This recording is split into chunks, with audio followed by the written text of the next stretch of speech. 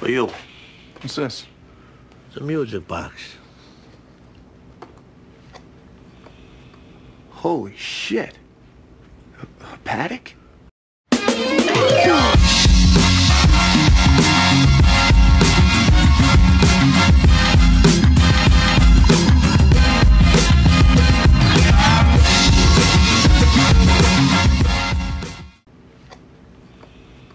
Holy shit.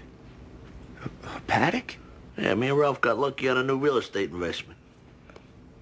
You actually did it? Tony, I was just speculating. I never meant for you to... Your name will never come up. No, it's not that. It's just... the American taxpayers... It's the American taxpayers who pay for airport security. Look how well that's going. Give me a fucking break.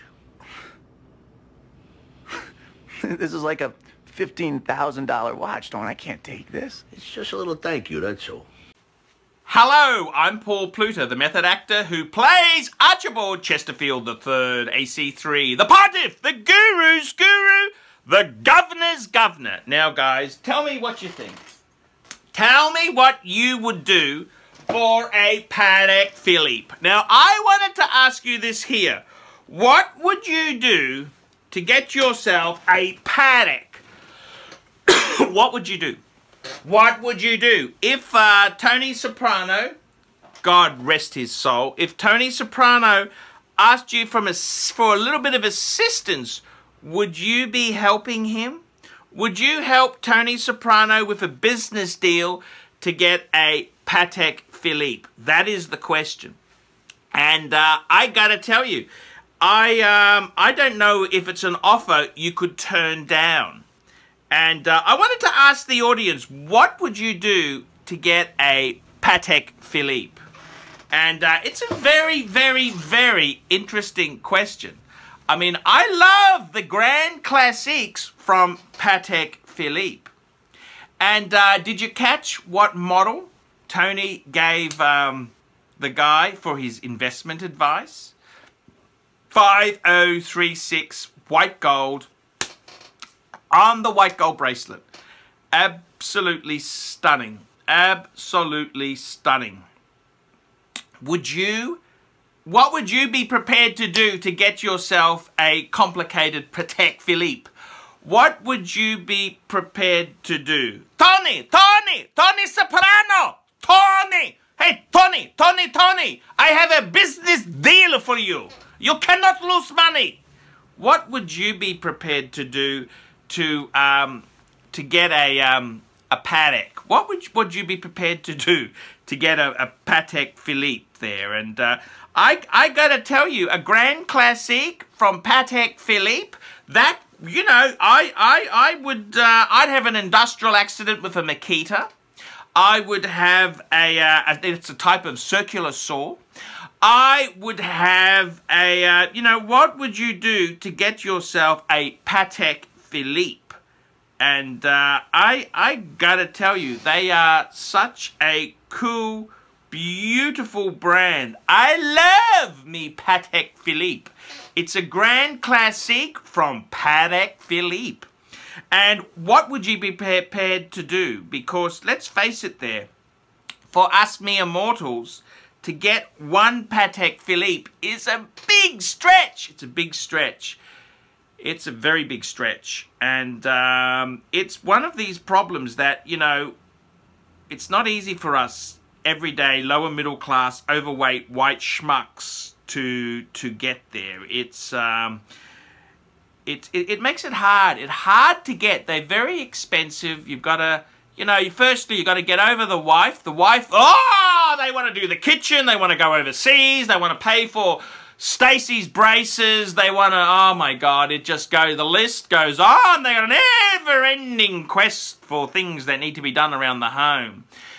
And then you've got your, the actual watch itself there. To get a complicated Patek is, you know, that's like a lifetime of work.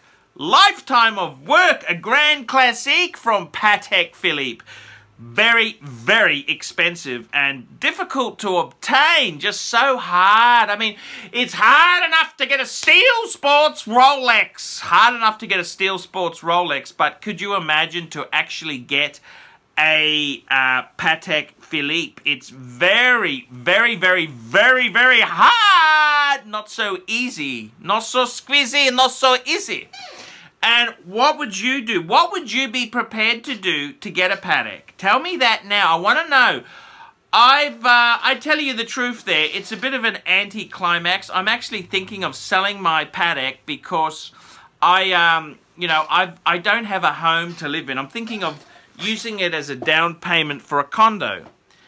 And I kind of, I love my Patek. I love my Grand Classique from Patek Philippe.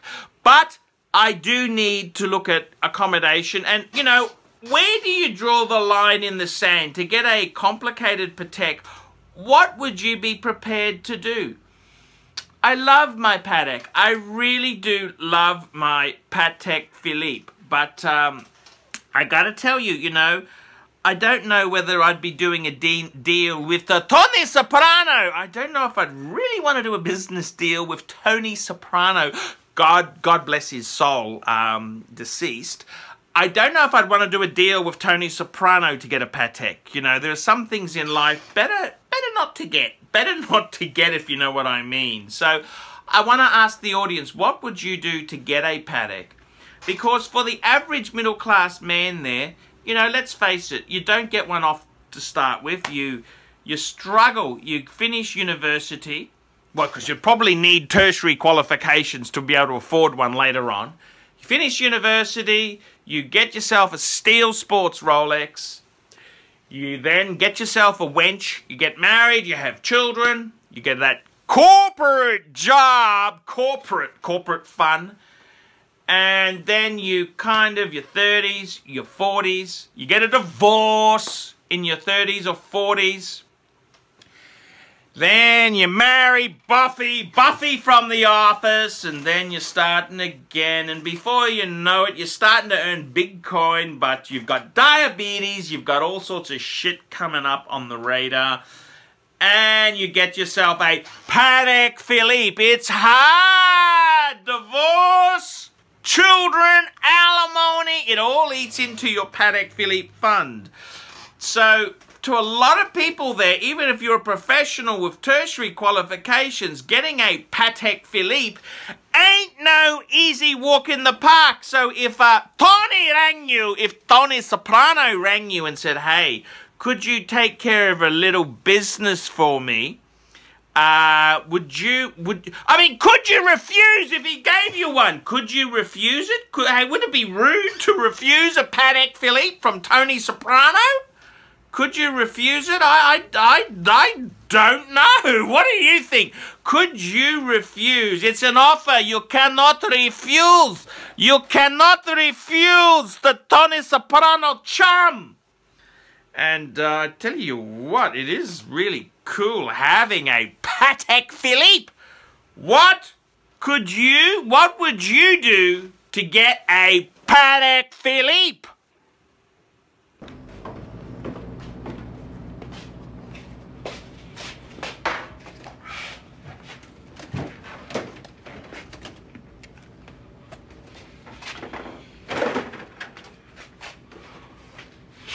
For you. What's this? It's a music box. Holy shit. A Patek? Yeah, me and Ralph got lucky on a new real estate investment. You actually did it? Tony, I was just speculating. I never meant for you to... Your name will never come up. No, it's not that. It's just the American taxpayers... It's the American taxpayers who pay for airport security. Look how well that's going. Give me a fucking break. This is like a $15,000 watch, Tony. I can't take this. It's just a little thank you, that's all.